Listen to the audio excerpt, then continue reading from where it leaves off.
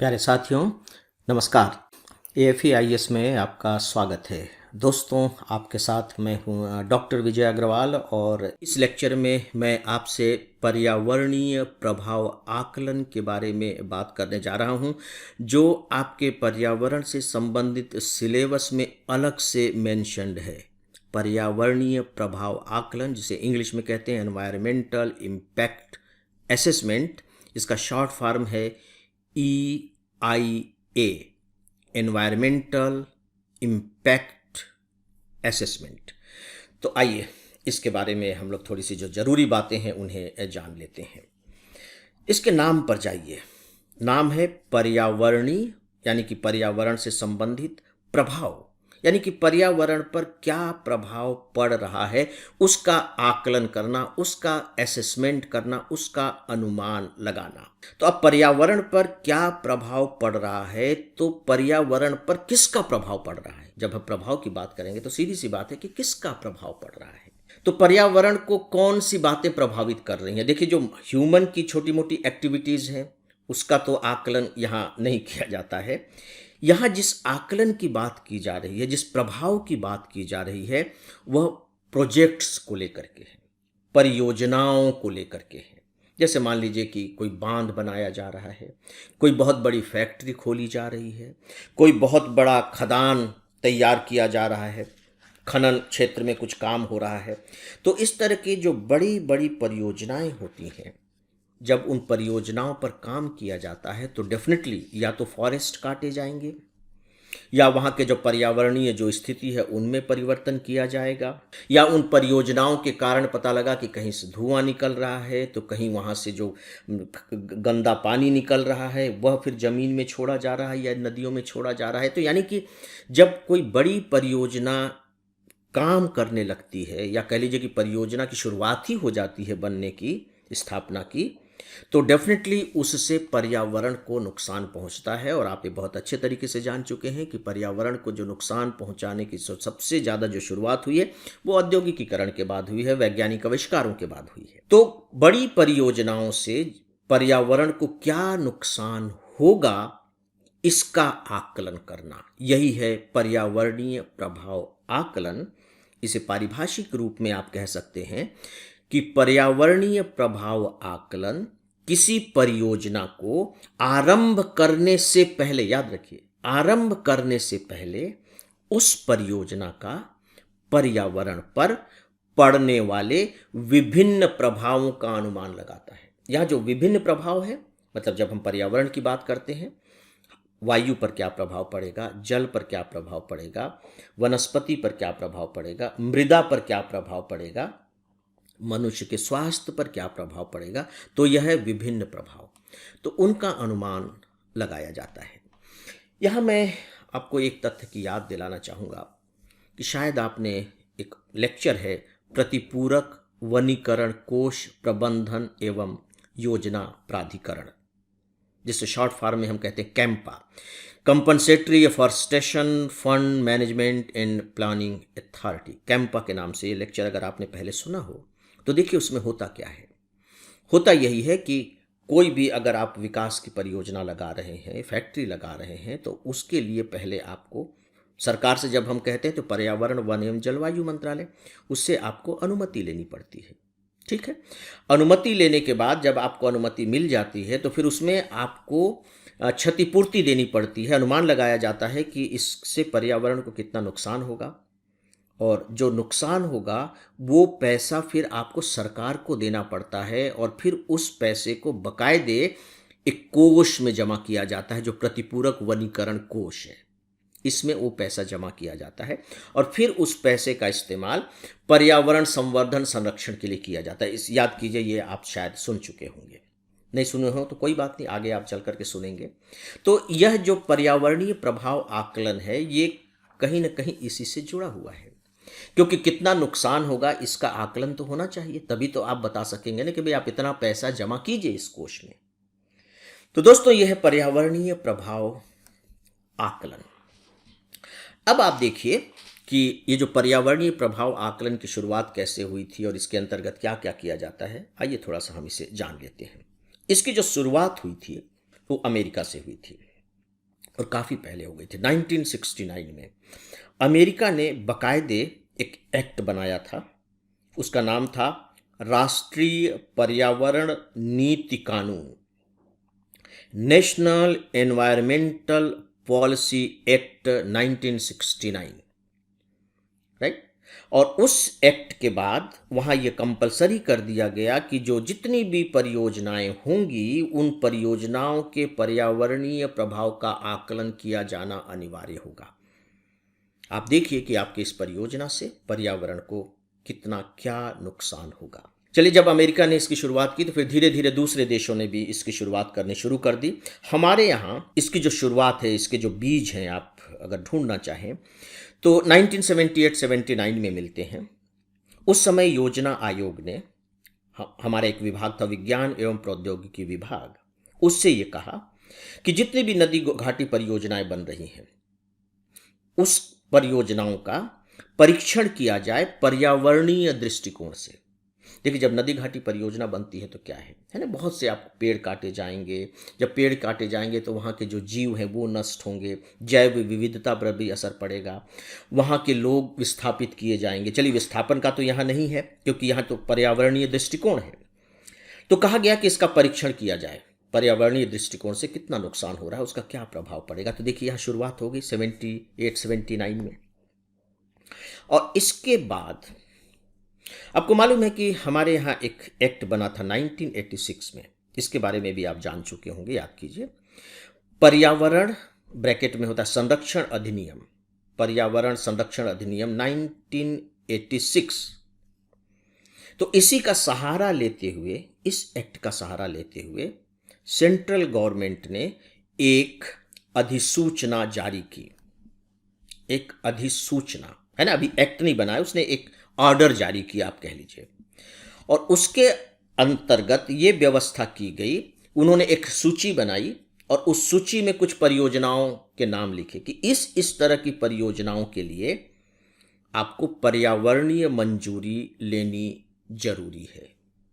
यानी कि अगर आप इस तरह की परियोजनाएं लगा रहे हैं तो आप पर्यावरण संबंधी मंजूरी लीजिए, यानी कि पर्यावरण मंत्रालय के पास जाइए, अपना प्रोजेक्ट दीजिए, फिर पर्यावरण मंत्रालय अगर उसे स्वीकृति देता है तब आप वहाँ परियोजना लगाएंगे, अदरवाइज परियोजना नहीं लगाएंगे। 1994 में अधिसूचना। फिर 3 साल के बाद 1997 में उसी योजना में एक और भी बात जोड़ी गई, और वो ये कि जन सुनवाई अनिवार्य होगा। जैसे कि आप कहीं परियोजना लगा रहे हैं तो वहाँ के लोगों से पूछा जाएगा कि भाई आपके एरिया में ये परियोजना लग रही है, क्या आप इसके लिए एग्री करते हैं, यानी कि जन सुनवाई को अनिवार्य कर दिया गया। देखिए, ये डेमोक्रेसी आपको दिखाई दे रही है ना। ये जो हमारी लोकल अथॉरिटीज़ हैं, यानी कि लोकल डेमोक्रेटिक अथॉरिटीज़ है, पंचायत वगैरह, उसके संदर्भ में आप इसको सोच करके देखिएगा तो ये बहुत बड़ी बात है कि जन सुनवाई। और ये अब तो धीरे धीरे बहुत ज़्यादा ये आप यूँ कह लीजिए कि ज़बरदस्त रूप से जड़ जमा चुकी है। आपको कहीं खदान में से कोई खुदाई करनी है तो वहाँ के लोगों से पूछना पड़ेगा। आपको अगर ज़मीन का अधिग्रहण करना, अधिग्रहण कानून भी जो आया है उसमें भी देखिए कि बाकायदे कहा, व्यवस्था की गई कि अगर उस क्षेत्र के इतने लोग अपनी सहमति दे देंगे तभी आप वहाँ के भूमि का अधिग्रहण कर सकते हैं। तो ये उसी तरह की बात है। ये 1997 में इसे अनिवार्य कर दिया गया कि जन सुनवाई भी होनी चाहिए। इसके बाद 2006 में पर्यावरण और हमारा वन मंत्रालय था, उस समय इसका नाम पर्यावरण एवं वन मंत्रालय ही था, बहुत सी परियोजनाओं के लिए इसे कंपलसरी कर दिया। पहले तो सूची 1 में जो उद्योग शामिल थे, परियोजनाएं शामिल थे, केवल उनको रखा गया। तो इसके तहत और भी ज़्यादा परियोजनाओं के लिए पर्यावरण संबंधी मंजूरी लेना अनिवार्य कर दिया गया। जैसे अगर आप खनन कार्य करना चाहते हैं, अगर आप ताप ऊर्जा संयंत्र लगाना चाहते हैं, उससे तो धुआं निकलता है। यदि आप कोई नदी घाटी परियोजना करना चाह रहे हैं, अगर आप आधारभूत संरचना जैसे सड़क बनाना चाह रहे हैं, नेशनल हाईवे बनाना चाह रहे हैं, बंदरगाह बनाना चाह रहे हैं, हवाई अड्डा वगैरह बनाना चाह रहे हैं, तो इसके लिए भी बहुत ज़रूरी होगा कि आप पर्यावरणीय मंजूरी लीजिए। अब देखिए कि फिर आगे क्या होता है कि सन 2015 में फिर केंद्र सरकार एक परिवर्तन करती है। तो अभी जो हमारा कानून चल रहा है वो कानून वही चल रहा है, पर्यावरण संरक्षण कानून 1986। और आप देखिए कि जितने भी प्रोविज़न किए जा रहे हैं पर्यावरण के तहत ही किए जा रहे हैं।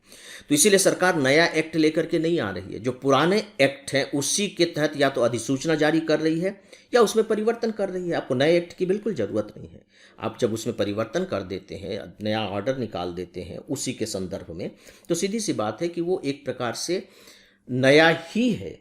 आप देखिए कि हमारे संविधान में इतने संशोधन हो रहे हैं, तो ऐसा थोड़ी है कि कोई जो एकदम नया ही कुछ कर दिया जा रहा है। जब ज़रूरत पड़ती तो नए एक्ट भी लाते हैं, लेकिन जिसके बारे में पहले से ही कोई एक्ट बना हुआ है तो बाकायदे उसी में संशोधन कर दिया जाता है, इसीलिए उसे अमेंडमेंट एक्ट कहा जाता है। तो पर्यावरण संरक्षण कानून जो 1986 का था, तो सरकार ने 2015 में उसमें एक परिवर्तन किया, यहाँ ध्यान से सुनिएगा। और उस परिवर्तन के तहत कोई भी ऐसी परियोजना जिसमें 50 करोड़ रुपए से अधिक की लागत आएगी, 50 करोड़, अब देखिए कि और विस्तार दे दिया कि किन किन क्षेत्र की परियोजना है, उससे नहीं, जिसमें भी 50 करोड़ रुपए से अधिक की लागत आएगी उसके लिए पर्यावरणीय प्रभाव आकलन कराना अनिवार्य होगा। और इसके तहत फिर बाकायदे 29 परियोजनाओं को भी रखा गया। अब आप देखिए कि धीरे धीरे आप देखिए कि कैसे पर्यावरण संरक्षण पर चिंताएं बढ़ती चली जा रही हैं, इस बात का प्रमाण है। दोस्तों, बीच में 2012-13 के आसपास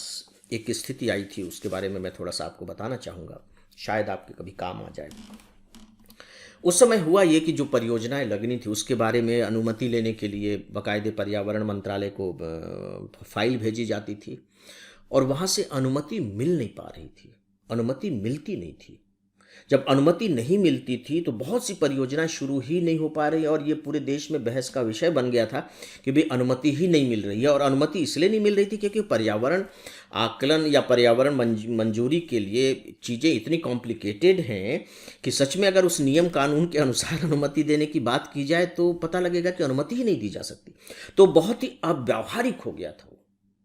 लग रहा था कि इसका मतलब है कि फिर नई परियोजना कोई लग ही नहीं पाएगी। जो लोग थे परियोजना लगाने वाले वो बहुत ज़्यादा डिमोरलाइज भी होने लगे, हताश होने लगे। तो फिर नई सरकार 2015 के आसपास एक और भी व्यवस्था की गई, और वो ये कि अब आप पर्यावरणीय मंजूरी के लिए आप ऑनलाइन अप्लाई कर दीजिए, और ऑनलाइन अप्लाई कर देंगे, वो पब्लिक डोमेन में भी रहेगी और कुछ समय के बाद आपको उसकी मंजूरी मिल जाएगी।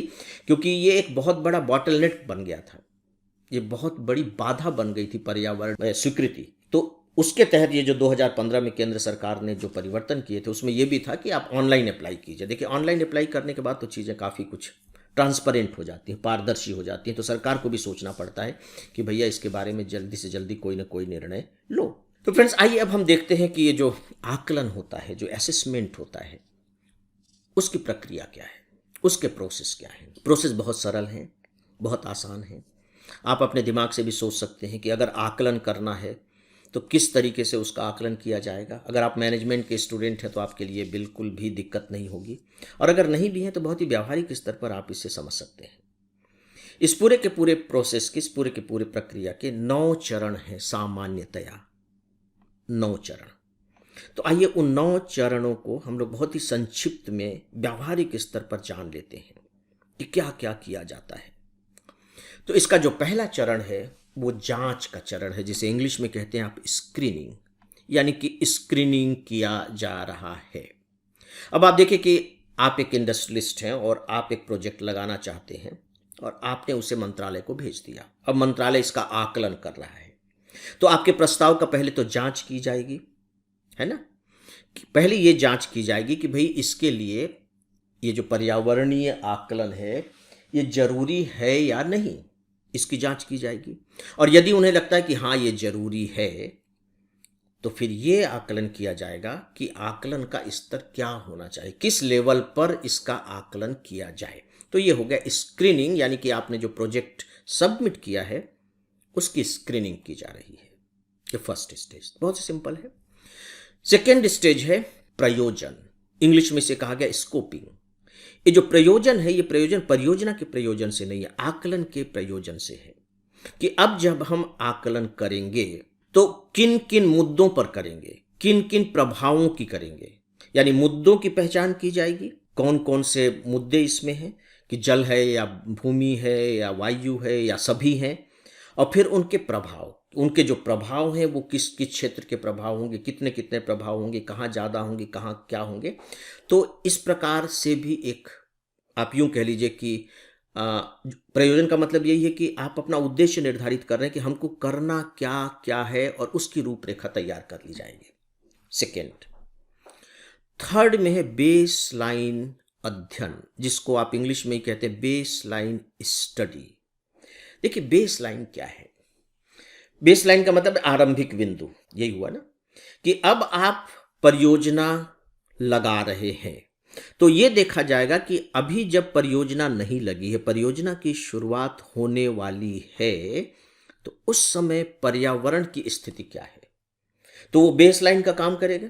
तो बाद में जब परियोजना लगनी शुरू हो गई है और जब उस परियोजना ने काम करना शुरू कर दिया है, तो अब जो परिवर्तन हो रहे हैं वो परिवर्तन कितने हो रहे हैं, इसका मूल्यांकन आप कैसे करेंगे? तो परिवर्तन का मूल्यांकन तो आप तभी कर सकते हैं जब आपके पास तुलना करने के लिए कोई आंकड़ा हो, कोई स्थिति हो। तो वो आंकड़ा यही बेसलाइन स्टडी में है कि जब परियोजना शुरू होनी है उस समय वहां की क्या स्थिति है, बस उसका अध्ययन जो है वो बेसलाइन स्टडी है, आप इसे यूं कह लीजिए। इसके बाद है दोस्तों प्रभावों की भविष्यवाणी, प्रेडिक्शन ऑफ इम्पैक्ट्स।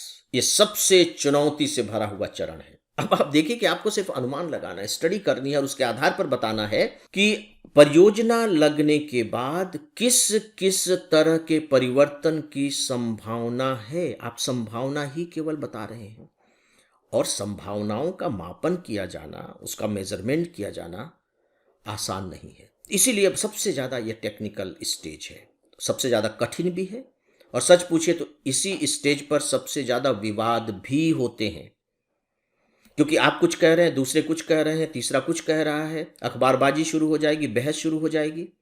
तो सबसे जो कठिन और कॉम्प्लिकेटेड जो स्टेज होता है वह है प्रभाव की भविष्यवाणी करना, प्रेडिक्शन ऑफ इम्पैक्ट्स।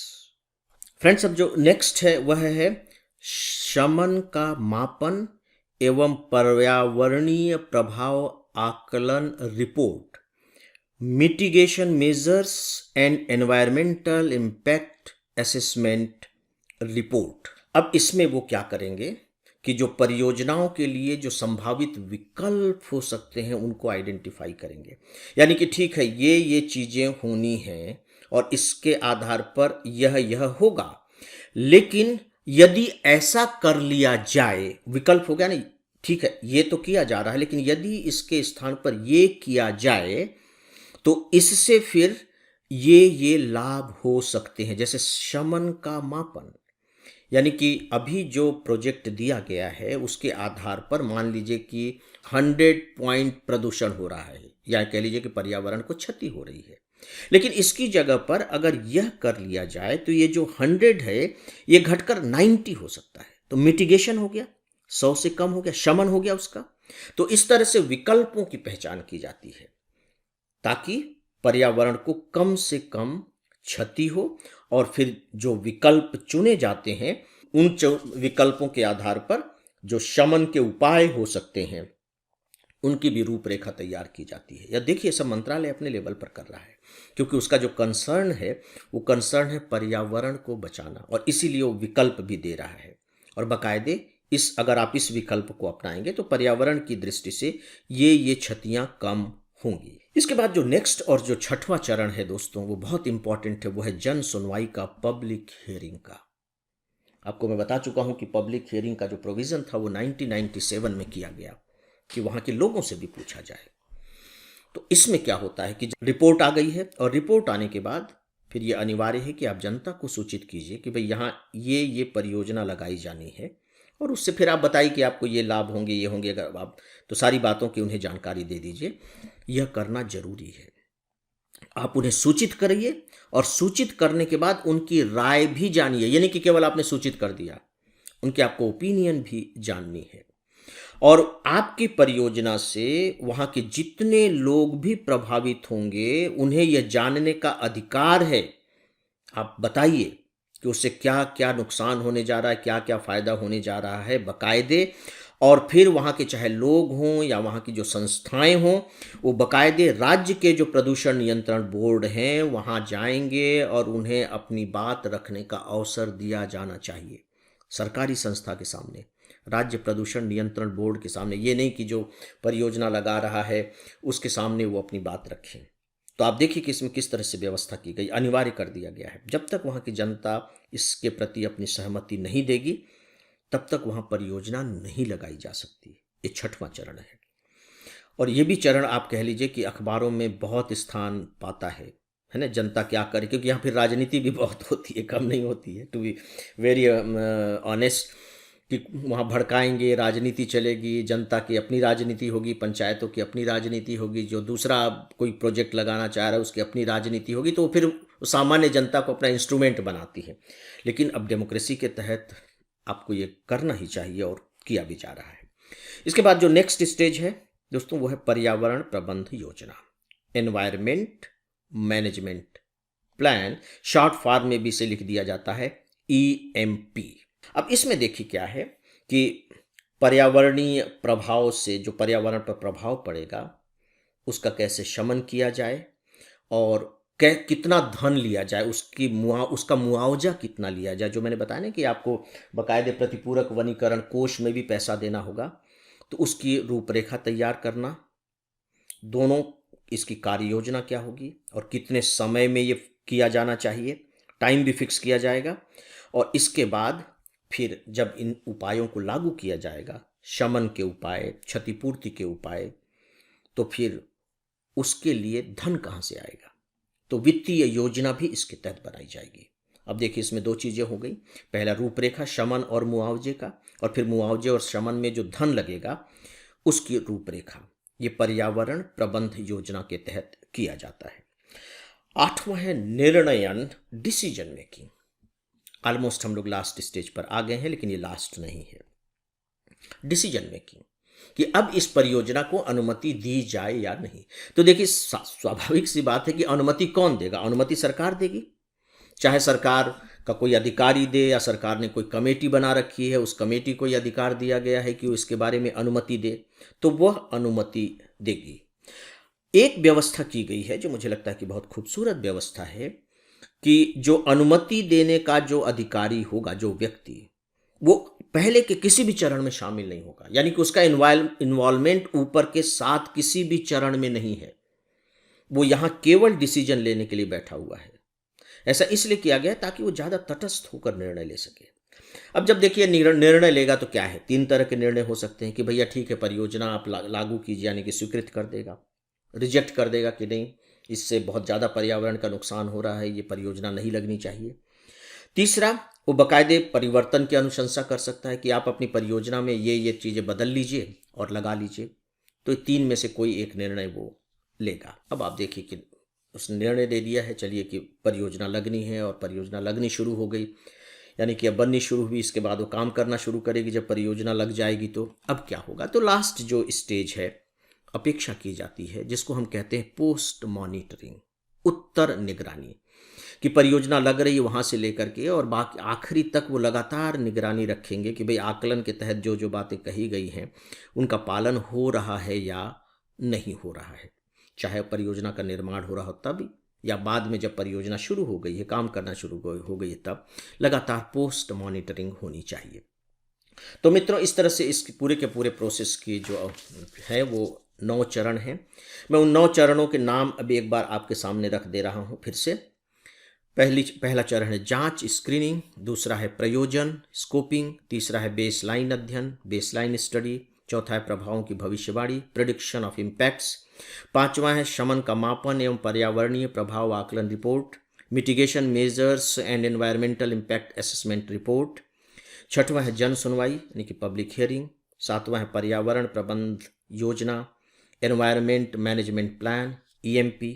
8वां है निर्णयन, डिसीजन मेकिंग। और 9वां और आखिरी है उत्तर निगरानी यानी कि पोस्ट मॉनिटरिंग। फ्रेंड्स, जब हम पर्यावरणीय प्रभाव का आकलन करते हैं तो मैं आपको संक्षिप्त में बहुत से बताना चाहूँगा कि उसके कंपोनेंट क्या होते हैं। आकलन में आप किन किन चीज़ों को देखते हैं, हालांकि आप ये सब जानते भी हैं, लेकिन फिर भी यहाँ ताकि वो ये जो लेक्चर है अपने आप में कॉम्पैक्ट और कंप्लीट हो सके, पूरा संपूर्ण हो सके, तो मैं उसके तहत आपको बता दे रहा हूँ। पर्यावरण, एयर एनवायरनमेंट, यानी कि हवा, वायु की शुद्धता पर इसका क्या प्रभाव पड़ेगा, है ना। तो मैं अब एक्सप्लेन नहीं कर रहा हूँ। एयर एनवायरनमेंट, ध्वनि और शोर पर्यावरण, साउंड एंड नॉइज एनवायरनमेंट। जलीय पर्यावरण, वाटर एनवायरनमेंट। जैविक पर्यावरण, बायोलॉजिकल एनवायरनमेंट। भूमि पर्यावरण, लैंड एनवायरनमेंट। सामाजिक, आर्थिक एवं स्वास्थ्य पर्यावरण, socio economic and health environment. यानी कि ये जो परियोजना लग रही है, इसका समाज पर क्या प्रभाव पड़ेगा, इसका इस क्षेत्र की अर्थव्यवस्था पर क्या प्रभाव पड़ेगा, और यहाँ के लोगों के स्वास्थ्य पर क्या प्रभाव पड़ेगा। इसे कहा गया socio economic and health environment.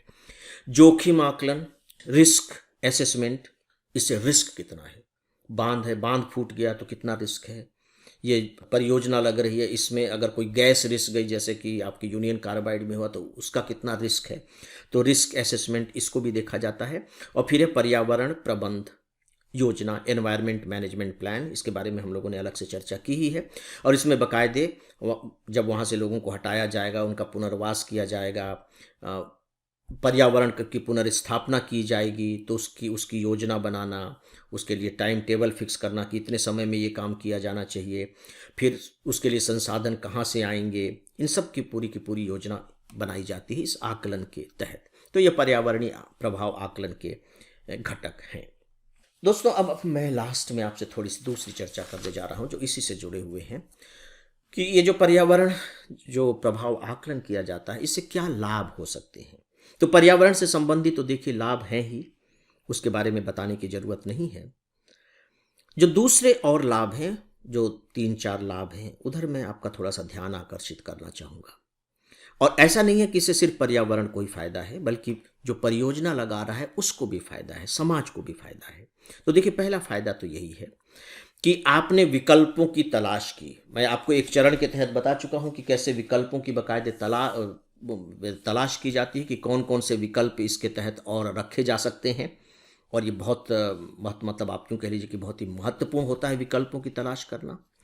तो जब आप विकल्पों की तलाश कर लेते हैं और विकल्पों के बारे में जब आप बताते हैं, ये आपके 5वां चरण है, आपको ध्यान होगा, शमन का मापन एवं पर्यावरणीय प्रभाव आकलन रिपोर्ट, कि इसके ये विकल्प हो सकते हैं। तो अब आप देखिए, जब विकल्प की बात आप कर रहे हैं तो विकल्प दोनों दृष्टियों से महत्वपूर्ण हो जाता है। एक तो यह है कि इस विकल्प को लेने से पर्यावरण पर दुष्प्रभाव कम पड़ेगा, तो पर्यावरण की क्षति कम हो रही है। दूसरा, आर्थिक दृष्टि से भी जो परियोजना लगा रहा है उसको भी आर्थिक दृष्टि से कहीं ना कहीं वो लाभकारी हो जाता है, क्योंकि अब उसको उतनी क्षतिपूर्ति नहीं देनी होगी। तो दोनों को लाभ हो गया, पर्यावरण को भी लाभ हो गया और परियोजना लगाने वाले को भी लाभ हो गया। इसी के साथ ही साथ देखिए आप बकायदे कि इसके तहत शमन को कम करने का भी सुझाव दिया जाता है, यानी कि जो पर्यावरण की जो गंभीरता है वो कम हो जाएगी। जब पर्यावरण की क्षति की गंभीरता कम होगी तो आपको नहीं लगता है कि जब आप जनसुनवाई में ये बात रखेंगे कि नहीं, ज़्यादा नुकसान नहीं हो रहा है, तो वहाँ इसकी संभावना ज़्यादा हो जाएगी कि आपकी परियोजना को वहाँ की जनता स्वीकृत कर ले। तो अब यहाँ देखिए कि शमन भी हो रहा है, प्रतिकूल प्रभाव कम हो रहे हैं, और दूसरी तरफ परियोजना की स्वीकृति की भी संभावना ज़्यादा हो रही है। तो यहाँ परियोजना को भी फायदा है, वहाँ के लोगों को भी फायदा है और पर्यावरण को भी फायदा है। फिर आप देखिए कि जब आप इस तरह का पूरा आकलन करते हैं तो जो हमारे संसाधन हैं, जो पर्यावरण से जुड़े हुए जो संसाधन है, जो हमारे प्राकृतिक संसाधन है, आपको नहीं लगता कि इसका मैक्सिमम यूटिलाइजेशन होगा, इसका अधिकतम उपयोग होगा, और फिर जो हर्डल्स होती हैं वो खत्म हो जाएंगी। और आपने ध्यान दिया होगा कि इसमें समय सारणी भी बनाई जाती है बाकायदे, कि ये परियोजना इतने समय में ये काम किया जाएगा, और अगर आप समय से काम कर रहे हैं तो बाकायदे परियोजना की लागत भी कम हो जाएगी, वहाँ भी बचत होगी। तो यहाँ परियोजना वाले को भी फायदा हो रहा है, टाइम के अनुसार काम हो जा रहा है, और हमारे जो नेशनल रिसोर्सेज हैं उनका भी अधिकतम उपयोग हो जा रहा है। और लास्ट जो मैं आपको बता चुका हूं कि बाकायदे जब आपको वहां की जनता का सपोर्ट मिल जाता है, क्योंकि अब जनता ने जन सुनवाई के बाद कहा कि ठीक है अब आप परियोजना लगाइए, तो जब आप परियोजना लगाने जा रहे हैं तो वहाँ की जो कम्युनिटी है, वहाँ के लोगों का आपको सहयोग भी मिलेगा परियोजना लगाने में। परियोजना जब संचालित होने लगेगी उस समय भी उनका सहयोग मिलेगा। जो विवाद की स्थितियाँ हैं, वो विवाद और विरोध की स्थितियाँ हैं, वो कम हो जाएंगी, खत्म हो जाएंगी। तो इससे भी परियोजना को लगाने में आपको बहुत आसानी होगी। तो इस तरह से ये जो असेसमेंट है, ऐसा नहीं है कि इस असेसमेंट का संबंध केवल पर्यावरण के लाभ से ही है। सच पूछिए तो जो परियोजना लगा रहा है उसको भी इससे काफ़ी लाभ होता है। तो दोस्तों, ये थोड़ी सी बातें थी कि जो पर्यावरणीय प्रभाव आकलन है उससे क्या लाभ होते हैं। लेकिन क्या भारत में हम इसको सही तरीके से कर पा रहे हैं? भारत में इसको लेकर के कुछ कमियां हैं। सामान्य तौर पर आइए मैं उन कमियों की ओर आपका ध्यान दिला देता हूं कि हमारे यहाँ आकलन की क्या क्या कमियां हैं।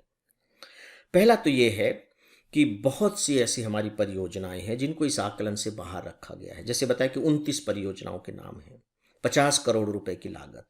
इससे कम की लागत है या 29 परियोजनाओं की लिस्ट से अगर वो परियोजना बाहर है तो वो बाहर हो जाती है। उनके लिए आपको असेसमेंट नहीं कराना पड़ता। और हमारे यहाँ इस तरह की जो छोटी परियोजनाएं हैं या इससे जो बाहर की परियोजना है लिस्ट से, उनकी संख्या बहुत ज़्यादा है।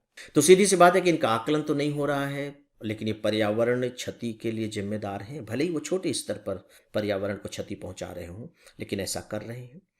तो ये हमारी कमी है। दूसरा ये कि हमारे यहाँ इसके लिए विशेषज्ञ बहुत कम है जो सही तरीके से आकलन कर सके, नहीं कर पाते, है ना। जो एक्सपर्ट होने चाहिए वो उतने नहीं हैं।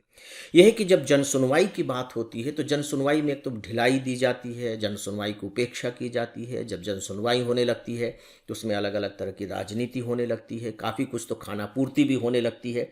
तो जन सुनवाई का भी जो कॉन्सेप्ट है वो बहुत अच्छे तरीके से काम नहीं कर रहा है। और सच पूछिए तो कभी कभी तो लगता है कि ये जो जन सुनवाई है ये सिरदर्द बन चुका है, क्योंकि वहाँ राजनीति होने लगती है, जानबूझ करके विरोध होने लगता है, विरोध के लिए विरोध होने लगता है। तो ये एक बहुत बड़ा संकट इस आकलन के पीछे है। फिर जो हमारे यहाँ आंकड़े आते हैं, आकलन के बाद जो रिपोर्ट आती है, उसके आंकड़े पहली बात तो पूरे नहीं होते। जो आंकड़े मिलने चाहिए कंप्लीट आंकड़े वो नहीं मिलते, और जो मिलते भी हैं वो संदेहास्पद होते हैं, डाउटफुल होते हैं। और जो आकलन करने वाले लोग हैं उनका काम भी संदेहास्पद होता है, और उसके पीछे नो डाउट कि जो भ्रष्टाचार का तंत्र है वो ज़बरदस्त रूप से काम करता है। तो भ्रष्टाचार एक तरफ है, लेकिन पर्यावरण का संरक्षण एक तरफ है। तो यहाँ भी एक विचित्र किस्म का द्वंद्व सा पैदा हो जाता है, और जो निहित स्वार्थ के लोग हैं सच पूछे तो इस स्थिति से अपना फ़ायदा उठाने लगते हैं। लास्ट में ये है फ्रेंड्स कि कुछ हमारी परियोजनाएं हैं, जैसे कि परमाणु ऊर्जा से संबंधित परियोजना है या सामरिक परियोजनाएं हैं, वो कुछ राजनीतिक और प्रशासनिक कारणों से उनको गोपनीय रखा जाता है, उसको बताया नहीं जाता। तो सीधी सी बात है कि जब आप उसे एकदम गोपनीय रख रहे हैं तो वो आपके इस पर्यावरणीय आकलन में नहीं आते। और इनसे भी ऐसा नहीं है कि नुकसान कोई नहीं होता है या कम होता है, लेकिन ठीक है, देखिए अब उसके पीछे तो कुछ कारण होते हैं। एक व्यावहारिक कारण है, अगर पॉलिटिकल और जिस हम एडमिनिस्ट्रेटिव रीज़न की बात कर रहे हैं, उनको सीधे सीधे बताया नहीं जा सकता राष्ट्रीय सुरक्षा की दृष्टि से भी, लेकिन अब ये एक कमी है। तो दोस्तों, ये हमारे यहाँ शॉर्ट कमिंग्स हैं जो हमारे एनवायरमेंटल इम्पैक्ट असेसमेंट में दिखाई देती हैं। तो सच पूछे तो जितनी बातें भी इसके बारे में बताई जानी चाहिए थी वो पूरी हो चुकी हैं। बस लास्ट में जैसा कि मैं लगभग हर एक इस तरह के टॉपिक के बारे में कहता हूँ, यहाँ भी कह रहा हूँ फ्रेंड्स कि इस बारे में सरकार अगर कोई निर्णय लेती है, कोई इशू मान लीजिए विवादास्पद हो जाता है, किसी आकलन को लेकर के बहुत ज़्यादा चर्चा में कोई परियोजना आ जाती है, तो मान करके चलिए कि उसके एग्जामिनेशन में पूछे जाने की संभावना बढ़ गई है, चाहे फिर वो प्री एग्ज़ाम हो या मेन एग्जामिनेशन हो। तो उसके बारे में आपको थोड़ा सा विशेष ध्यान देना होगा। तो फ्रेंड्स, अब मैं इस टॉपिक को यहीं समाप्त करता हूँ। नमस्कार।